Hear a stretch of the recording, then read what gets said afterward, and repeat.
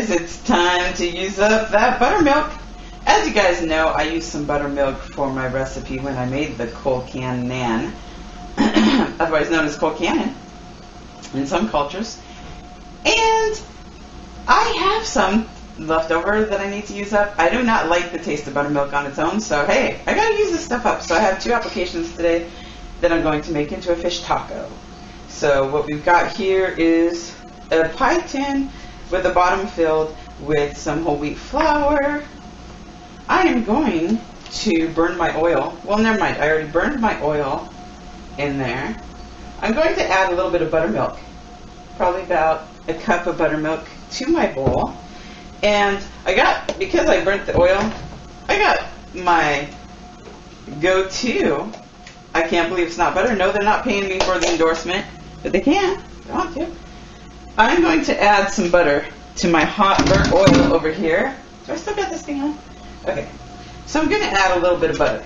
And then I'm going to show you what I'm going to do. This is just going to be one of these shows that is going to go all wrong. But it wouldn't be my show unless it did. So there's that. And I'm going to take my frozen, that's the timer, preheating. Okay, on the oven. I don't know what I'm doing. Okay, so I'm going to just take some of this frozen that I've tried to unthaw, but probably not very well, and probably the skillet's going to start hissing at me and stuff. So I'm going to take about, oh crap. Oh, I knew this was going to happen. Oh, I just dropped out my okra. Nice. Okay. Okay, so hopefully the dogs like okra. Oh, moving on. Okay, so this is not all unthawed yet, but that's okay. Like I said, this skillet is going to be snap, crackling, and popping at me. I can just feel it. Okay, so just get it in there and get your buttermilk all cold. By the way, I forgot to mention, you want to season this with a little bit of S&P, which I have not done, but I'll just season the okra once it gets done cooking. So I'm just going to put some of my okra. My problem of cooking okra is it makes me a little nervous because I can never get all that slime out of there, and I don't like the slime. I mean, I love fried okra done right, and there's people out there that can really do it up right. I'm just not one of those people, so keep your fingers crossed for me. I'm going to finish this up and continue breading and adding to my skillet, and then I will be back to show you how it turned out. Okay, there is the okra frying up nicely. I'm going to infuse the oil with some garlic cloves, you know me. And I did S&P that while it was in the skillet, and I'm just throwing things around and just kind of hanging out and waiting for these okra to do their thing. But, you know, watch pot never boils and that whole thing. So I'm just going to cover it up with my lid and cook it in here for about 10 to 20 minutes, whatever it takes. Be back in a minute.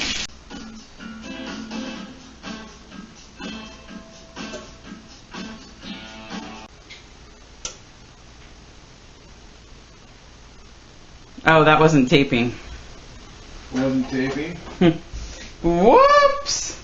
Wow. Oh, that's going to be hot already, too. Shit. You better pull it out quick. That's what she said. That's me. Yeah, that's you. Okay, so while I have some naan going for my fish tacos in the background in my skillet, what I've done is I've taken this really huge baking dish and I have put 4 fish fillets in here.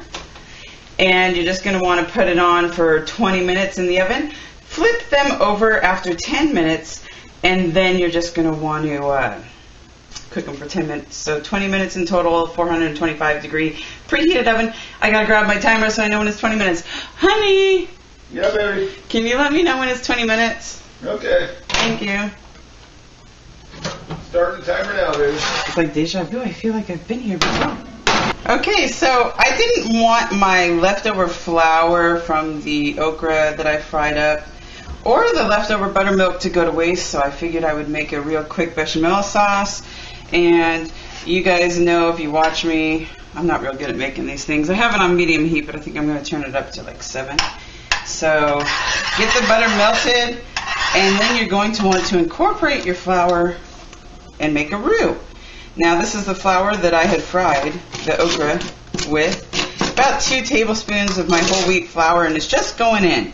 Now what you're going to want to do is you just want to get that mixed up, because it's going to become your thickening agent.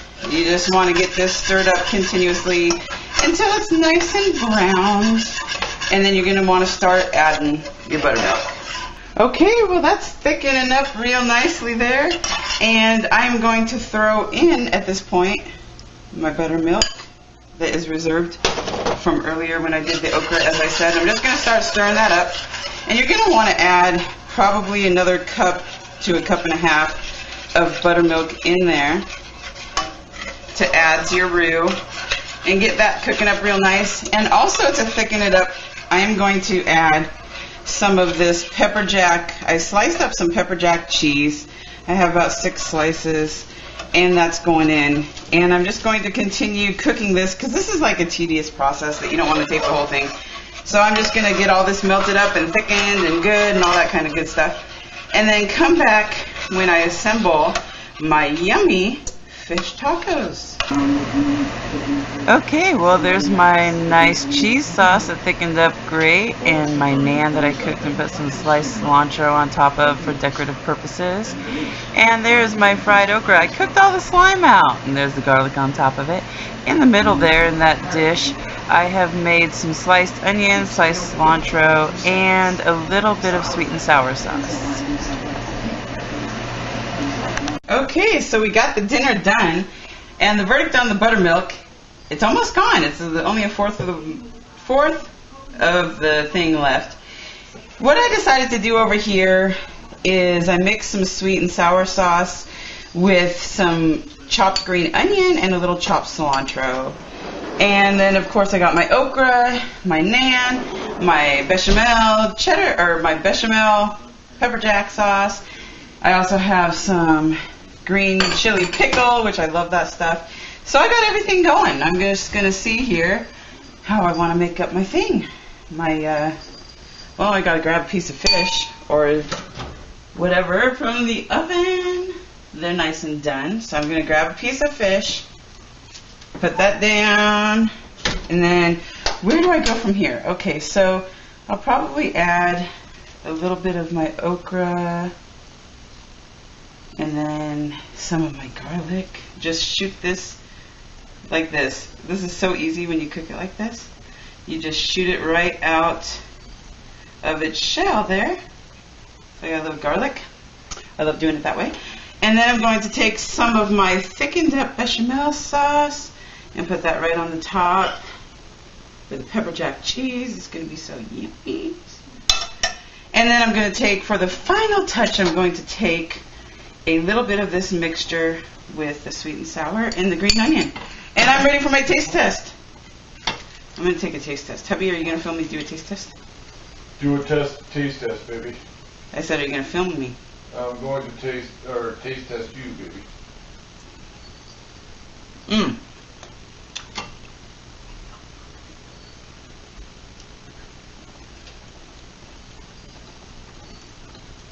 Is it good? I'm trying to eat it.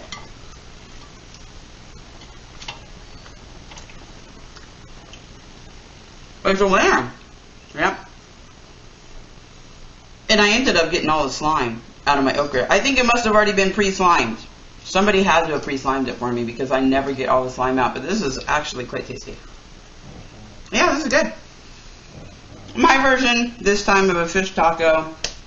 There's a million ways you can do it, but I was just trying to use up the buttermilk. Okay, for the moment you've all been waiting for, the taste test. But no, not of the yummy grubbin' fish taco.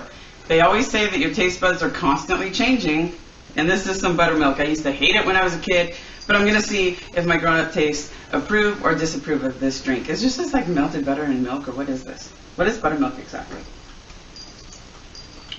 Wow. It's, no, sour. Ooh, no, that's not my thing. Wow. It's great cooked into stuff, but, on its own, no. Okay, thanks for joining me on Sue's Quick and Easy. Talk to you guys next time for another delicious and quick and simple meal. I'll see you later. Bye.